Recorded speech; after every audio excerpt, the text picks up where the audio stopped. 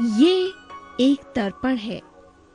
ध्यान दो, वही दर्पण जिसका प्रयोग हम घरों में अपना चेहरा देखने के लिए करते हैं। इसकी एक सतह पॉलिश होती है और जब इसकी पॉलिश सतह से प्रकाश किरण टकराती है तो ये सतह से टकराकर उसी माध्यम में वापस आ जाती है। किसी वस्तु की सतह से टकराकर प्रकाश किरणों का उसी माध्यम में वापस आना प्रकाश का परावर्तन कहलाता है। जो किरण दर्पण पर डाली जाती है वो कहलाती है आपतित किरण यानी इंसिडेंट रे। और जब ये किरण दर्पण से टकराकर उसी माध्यम में वापस आती है तो वो कहलाती है परावर्तित किरण यानी रिफ्लेक्टेड रे। आपतित किरण दर्पण के पृष्ठ पर जिस बिंदु पर आपतित होती है वो कहलाता है आपतन बिंदु यानी पॉइंट ऑफ इंसिडेंस। और इसी बिंदु पर दर्पण के समक्ष 90 अंश का कोण बनाने वाली रेखा अभिलंब यानी नॉर्मल कहलाती है। अभिलंब? हाँ, क्योंकि ये दर्पण पर लंब यानी परपेंडिकुलर के रूप में होता है, यानी दर्पण के साथ 90 अंश का कोण बनाती है। एक बात का और ध्यान दे, आपतित किरण दर्पण के आपतन बिंदु पर अभिलंब और परावर्तित किरण एक ही तल में होते हैं। आपतित किरण और अभिलंब के मध्य बनने वाला कोण आपतन कोण यानी एंगल ऑफ इंसिडेंस कहलाता है और अभिलंब और परावर्तित किरण यानी रिफ्लेक्टेड रे के मध्य बनने वाला कोण परावर्तन कोण यानी एंगल ऑफ रिफ्लेक्शन कहलाता है। आपतन कोण को कोण आई द्वारा और परावर्तन कोण को कोण आर द्वारा दर्शाते हैं। किसी भी सतह से होने वाले परावर्तन के लिए आपतन कोण सदा परावर्तन कोण के बराबर होता है। जरा सोचो, यदि आपतित किरण समतल दर्पण पर लंब रूप में आपतित हो यानी आपतन कोण 0 अंश हो तो परावर्तन कोण कितने अंश का होगा? आइए हम बताते हैं। अभी हमने देखा था कि आपतन कोण परावर्तन कोण के बराबर होता है। यदि आपतन कोण 0 अंश होगा तो परावर्तन कोण भी 0 अंश ही होगा।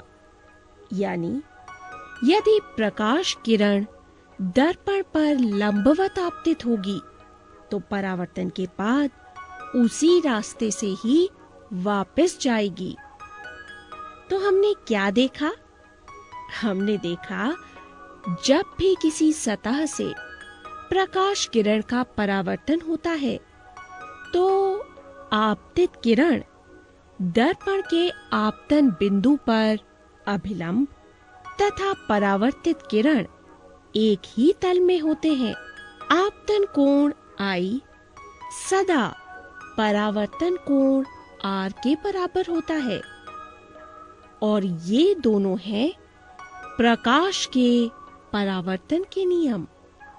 परावर्तन के ये नियम समतल दर्पण और गोलीय पृष्ठ सहित सभी प्रकार के परावर्तक पृष्ठों के लिए लागू होते हैं और हमें ये समझने में मदद करते हैं कि किसी दर्पण द्वारा वस्तु का कैसा प्रतिबिंब बनता है।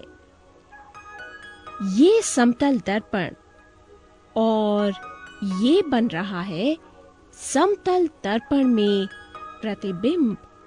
आइए अब हम देखते हैं समतल दर्पण से बने प्रतिबिंब में क्या विशेषताएं होती हैं।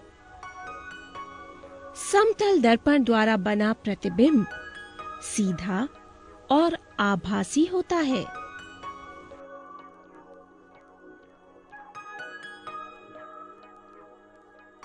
ये आकार में वस्तु के बराबर होता है। प्रतिबिंब दर्पण के पीछे उतनी ही दूरी पर बनता है जितनी दूरी पर वस्तु दर्पण के सामने होती है।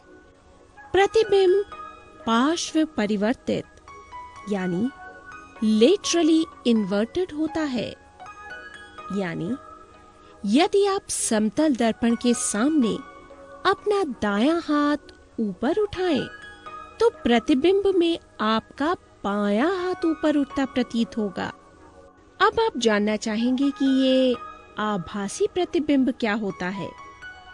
जब किसी बिंदु से आरंभ होने वाली बहुत सी प्रकाश किरणें परावर्तन अथवा अपवर्तन के पश्चात किसी अन्य बिंदु पर मिलती हैं, तो दूसरा बिंदु पहले बिंदु का प्रतिबिंब यानी इमेज कहलाता है। यदि किरणें वास्तव में किसी बिंदु पर मिलती हैं, तब वहां बनने वाला प्रतिबिंब वास्तविक यानी रियल कहलाता है। इसकी विशेष बात यह है कि इसे पर्दे पर उतारा जा सकता है। यदि किरणें वास्तव में नहीं मिलती, परंतु पीछे बढ़ाए जाने पर मिलती प्रतीत होती है, तब बनने वाला प्रतिबिंब आभासी यानी वर्चुअल कहलाता है। आभासी प्रतिबिंब को पर्दे पर नहीं उतारा जा सकता। आइए अब हम देखते हैं कि अगर परावर्तक पृष्ठ वक्रित हो तो प्रतिबिंब कैसे बनेंगे। हम एक बड़ी चमकदार चम्मच लेते हैं। इसकी वक्रित दबी हुई सतह में अपना चेहरा देखने की कोशिश करते हैं। ये क्या? इसमें पास से देखने पर तो हमारा प्रतिबिंब सीधा और बड़ा दिखाई देता है, लेकिन जैसे जैसे हम चम्मच को दूर लेकर जाते हैं, तो प्रतिबिंब छोटा होता जाता है और उल्टा बनता है। चलिए अब जरा चम्मच को पलटिए, अरे यानी उल्टा कीजिए। ये क्या? चम्मच की सतह पर तो प्रतिबिंब सीधा बन रहा है। अब जरा चम्मच को दूर लेकर जाइए। प्रतिबिंब का आकार धीरे धीरे छोटा होता जा रहा है, लेकिन प्रतिबिंब सीधा ही रहता है। वास्तव में चमकदार चम्मच की वक्रित सतहें वक्रित दर्पण की तरह कार्य करती हैं। एक जहां परावर्तक पृष्ठ अंदर की ओर है और दूसरा जहां परावर्तक पृष्ठ बाहर की ओर है।